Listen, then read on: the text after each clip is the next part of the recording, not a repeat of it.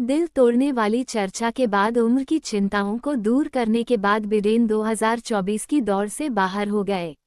VP Harris को उनका इशारा मिल गया। राष्ट्रपति जो बिडेन रविवार को व्हाइट हाउस के लिए 2024 की दौड़ से बाहर हो गए। डोनाल्ड ट्रंप के साथ एक दुखद चर्चा के बाद फिर से नियुक्ति के लिए अपनी बोली समाप्त कर दी, जिसने कार्यालय के लिए रहने वाले की योग्यता पर सवाल उठाए। राजनीतिक दौर से 4 महीने से कम समय पहले की गई असाधारण घोषणा ने तुरंत एक ऐसे मिशन को पलट दिया, जिसे दोनों वैचारिक समूह पीढ़ियों में सबसे उल्लेखनीय मानते हैं। राष्ट्रपति कार्यालय में अपने कार्यकाल के शेष भाग की सेवा करने के लक्ष्य ने तुरंत ट्रंप को लेने के लिए वीपी कमला हैरिस को गले लगा लिया और अपनी पार्टी से उनका साथ देने का आग्रह किया, जिससे वह शिकागो में अगस्त के शो में पद के लिए पार्टी की दूसरी नंबर 1 उम्मीदवार बन गईं। ये घोषणा व्हाइट हाउस के लिए एक अशांत मिशन के लिए सबसे दूर की रेखा का झटका है। वियतनाम युद्ध से घिरे राष्ट्रपति लिंडन जॉनसन ने मार्च 1968 में घोषणा की थी कि वे केवल एक राज्य की जीत के बाद एक और कार्यकाल की उम्मीद नहीं करेंगे। जुलाई में बिडेन का चुनाव 14 मिलियन से अधिक उदारवादियों द्वारा चुनाव प्रक्रिया के दौरान उनके समर्थन में वोट डालने के बाद हुआ। हैरिस ने एक बयान में बिडेन के देखभाल और उत्साही प्रदर्शन की सराहना की और कहा कि वह अपनी पार्टी के नामांकन को प्राप्त करने और जीतने की योजना बना रही हैं। बिडेन ने 27 जून की चर्चा के बाद अपने लोकप्रियता आधारित सहयोगियों से एक तरफ जाने के बढ़ते दबाव के बाद बाहर निकलने का फैसला किया, जिसमें 81 वर्षीय राष्ट्रपति ने भाग लिया, अक्सर अजीब जवाब दिए और पिछले राष्ट्रपति के कई झूठों को उजागर करने में विफल रहे।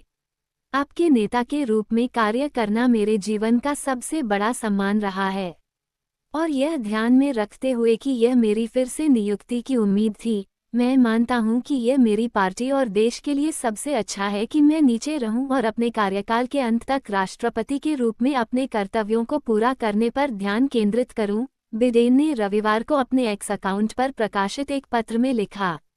अपने मिशन को समाप्त करने की खबर देने के लगभग 30 मिनट बाद बिडेन ने हैरिस की वकालत की।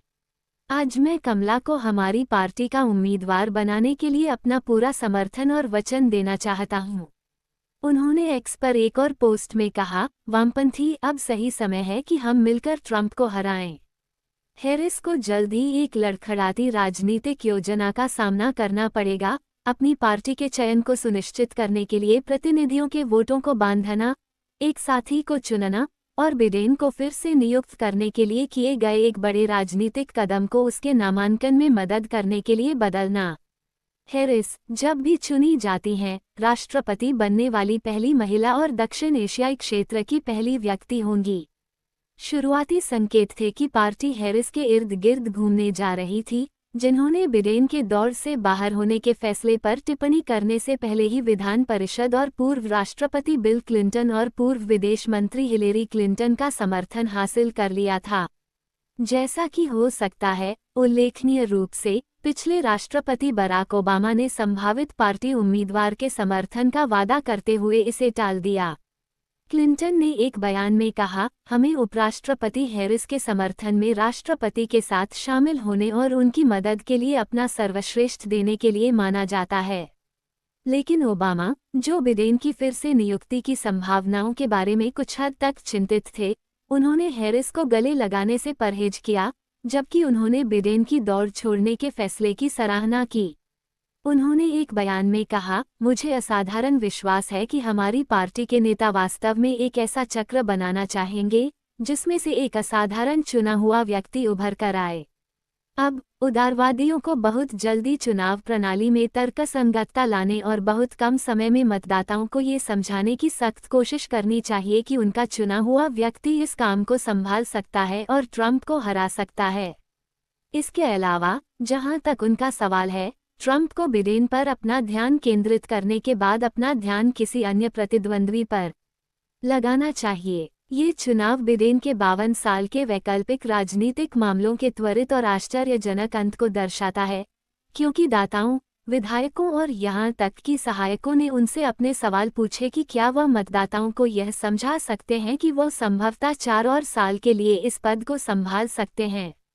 बिडेन ने अब तक के अधिकांश प्रतिनिधियों और प्रत्येक चुनाव चुनौती को एक के अलावा एक करके जीता है, जिसने उनके नामांकन को एक परंपरा बना दिया होगा।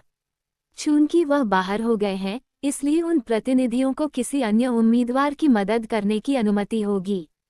59 वर्षीय हैरिस ने सामान्य प्रतिस्थापन होने का आभास दिया, क्योंकि वह मुख्य प्रतियोगी हैं जो सरकारी अभियान वित्त नियमों के अनुसार बिडेन लॉबी के रिजर्व का सीधे लाभ उठा सकती हैं।